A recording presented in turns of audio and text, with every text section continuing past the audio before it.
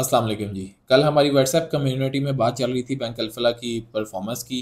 और इसका मैं जब चार्ट देख रहा था तो इसका देखने में आया कि इसके एक पैटर्न इधर बन रहा है जिसको बोला जाता है हॉकी स्टिक पैटर्न। और यही पैटर्न माड़ी एनर्जीज ने भी दिखाया और आप इनकी परफॉर्मेंस देखें। सेम ये बैंक अल्फला का भी आपको हॉकी स्टिक पैटर्न यहाँ से नज़र आ रहा होगा। जिस तरह आप ये देखें, ये एक हॉकी की शेप बनाता है। और मैं सोचा ये वीडियो एक बड़ा अच्छी अपॉर्चुनिटी हो जाएगी हमारे लिए कि हम हॉकी स्टिक पैटर्न को समझ लें। और अगर हमें मल्टी फोल्ड रिटर्न लेने हैं तो हमें उन स्टॉक्स में इन्वेस्ट करना पड़ेगा जो कि हॉकी स्टिक पैटर्न शो करने वाले हैं। तो उसमें दो चीज़ें हैं, पहले तो हॉकी स्टिक पैटर्न को समझना और फिर एक एक्यूमुलेशन को समझना ज़रूरी है। तो इस वीडियो में हम दोनों की बात कर लेंगे। पहले तो हॉकी स्टिक पैटर्न को देख लें, जैसा कि मैंने आपको यहाँ पे ये दिखाया है, ये शेप आप जेन में रखिएगा। तो हॉकी स्टिक पैटर्न में पहले एक फ्लैट लाइन होती है और उसके बाद एक शार्प राइज आता है जो कि आप ये यहाँ पे देख सकते हैं। और हॉकी की अगर आप शेप को जेन में रखें तो ये उस तरह का ये पैटर्न यहाँ पे दिखाता है।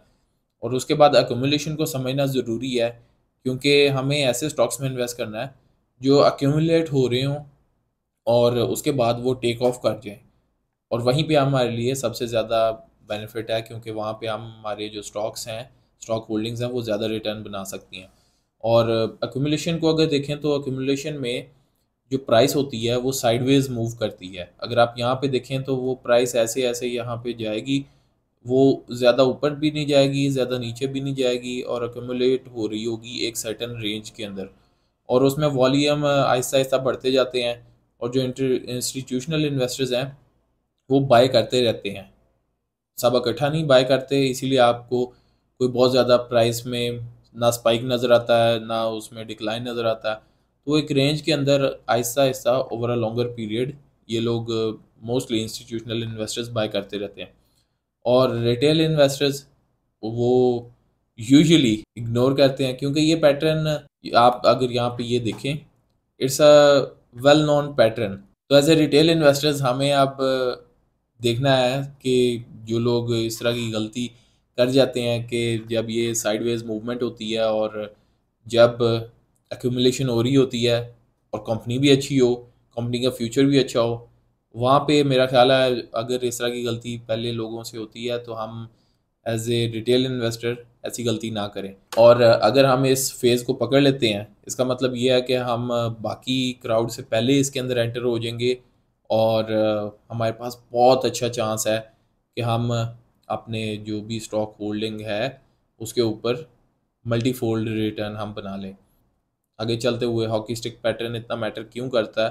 पहले तो ये कि जब कंपनी की परफॉर्मेंस, जैसा कि उसकी सेल्स या अर्निंग जब बढ़ती हैं तो उसकी जो स्टॉक की प्राइस है वो भी उसी तरह उस चीज़ को मिरर कर रही होती है।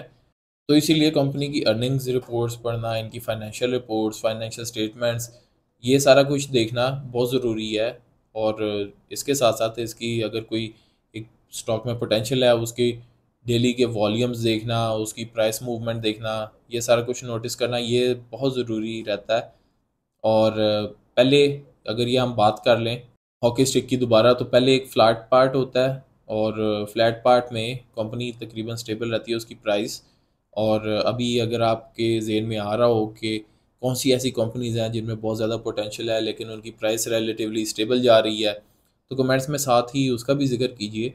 और दूसरा फेज़ ये होता है जब सडन राइज होता है और उसके बाद कंपनी वहाँ से टेक ऑफ कर जाती है और वो उसकी बेस होती है कंपनी की अच्छी परफॉर्मेंस। अब अगली चीज़ ये है कि हमें किन चीज़ों का ख्याल रखना चाहिए अगर हमें ये हॉकी स्टिक पैटर्न में हमें जल्दी किसी स्टॉक के अंदर एंट्री लेनी है। तो पहले चीज़ ये हमें टेक्निकल और फंडामेंटल्स को दोनों को मिला के हमें इसको इस तरह के स्टॉक्स को आइडेंटिफाई करना होगा। अगर आपको किसी स्टॉक में एक्यूमुलेशन नज़र आ रही है, इसका मतलब ये है कि जो इनसाइडर्स हैं उनका कॉन्फिडेंस बहुत ज़्यादा स्टॉक में, और उधर ज़रूरी नहीं है कि आपको कोई न्यूज़ नज़र आ रही हो उन दिनों में। बस आपने उधर आपने चार्ट्स पे और डेली के जो स्टैटिस्टिक्स होते हैं उसके उस पर्टिकुलर स्टॉक के, उनको आपने नोटिस करना है। और जब हॉकी स्टिक ब्रेकआउट हो जाए तो तब इसका मतलब ये है कि जो आपका थीसिस था वो वैलिडेट हो गया है, ये वाकई ही स्टॉक है जो कि टेक ऑफ करने वाला है। और जब ऐसा होता है ना सिर्फ आप नोटिस करेंगे बल्कि मार्केट में और भी बहुत ज़्यादा लोग नोटिस कर लेंगे और वहाँ से फिर मैस बाइंग स्टार्ट हो जाएगी उस स्टॉक की। और ये यूजुअली 1-2 दिन की वो नहीं होती, ये जो फेज़ होता है ये मल्टीपल मंथ्स भी हो सकते हैं, मल्टीपल ईयर्स भी हो सकते हैं। और जैसा कि मैं आपको इधर दिखाऊँ मारी के केस में, आप देखें 2021 से लेके 2023 तक रिलेटिवली फ्लैट लाइन थी और 2024 से लेके तकरीबन आधा साल ये ऊपर की तरफ जाता रहा। और बाद में ये जो सडन डिक्लाइन आया ये जब बोनस शेयर्स मारी ने अनाउंस किए हैं तो ये उसकी लाइन है। अब अगर कोई शख्स टेक्निकल्स में अच्छा है और उसके साथ साथ वो फाइनेंशियल्स को भी बड़े अच्छे से रीड कर लेता है तो उनको बड़ा पावरफुल एज मिलने वाला है। ये फाइनेंशियल से मुराद वो है कि कंपनी की जो फाइनेंशियल स्टेटमेंट्स होती हैं quarterly, by annually, 9 month period पे एनुअल फाइनेंशियल रिपोर्ट्स होती हैं। और मेरा मकसद इस चैनल पे ये है कि मैं इस तरह की चीज़ें आप लोगों के साथ शेयर करूं और बहुत सारी कंपनीज़ के हमने फाइनेंशियल रिपोर्ट्स को एनालाइज किया हुआ है, पहले चैनल पे आप देख सकते हैं। तो ये चीज़ बहुत ज़रूरी है हमारे लिए कि हम लेट बाइंग ना करें। और जब ब्रेकआउट के हम बाद में बाइंग करेंगे इसका मतलब ये है कि जो स्टॉक है वो पुल बैक भी कर सकता है। और क्योंकि जिन्होंने जो प्रॉफिट लेना होता है वो फिर डंप भी कर देते हैं जो अपनी स्टॉक होल्डिंग्स होती हैं और रिस्क टू रिवॉर्ड कम हो जाएगा। और लेट एंट्री की वजह से आपके अंदर एक फियर ऑफ मिसिंग आउट भी होगा। और एज एन इन्वेस्टर ट्रेडर आपको बहुत डिसिप्लिन रहना पड़ता है, तो ये चीज़ जो है ये आपकी इन्वेस्टिंग साइकोलॉजी को भी डिस्टर्ब करती है और आपके डिसीजंस को भी अफेक्ट करती है। अब स्मार्ट चीज़ ये है कि एक्यूमुलेशन फेज़ के अंदर किसी भी स्टॉक में एंटर हुआ जाए और सिग्नल्स ऑलरेडी होंगे, अर्निंग्स बहुत अच्छी आ रही होंगी या कंसिस्टेंटली ग्रो कर रही होंगी, इंस्टीट्यूशनल इंटरेस्ट आपको नज़र आ जाएगा इस तरह के स्टॉक्स में, या फिर कोई लॉन्ग टर्म स्टोरी होगी जिसकी प्राइस को बाद में फैक्टर इन कर लेगी मार्केट। एग्जांपल एक देता हूँ, जैसे हबको के बारे में बात हो रही है कि बीवाईडी के साथ जो पार्टनरशिप में वो बीवाईडी की कार्स बेचेंगे। तो अभी ये सारी स्टोरी ही चल रही है, जब बीवाईडी की कार्स बिकेंगी सारा कुछ होगा तब जब इनको इनका शेयर मिलेगा हबको को अपने परसेंटेज होल्डिंग के मुताबिक, तब हबको की स्टॉक प्राइस भी बढ़ेगी क्योंकि वो लॉन्ग टर्म स्टोरी जो थी वो उसके स्टॉक प्राइस में अब फैक्टर इन होगी, मार्केट उसको फैक्टर इन करेगी।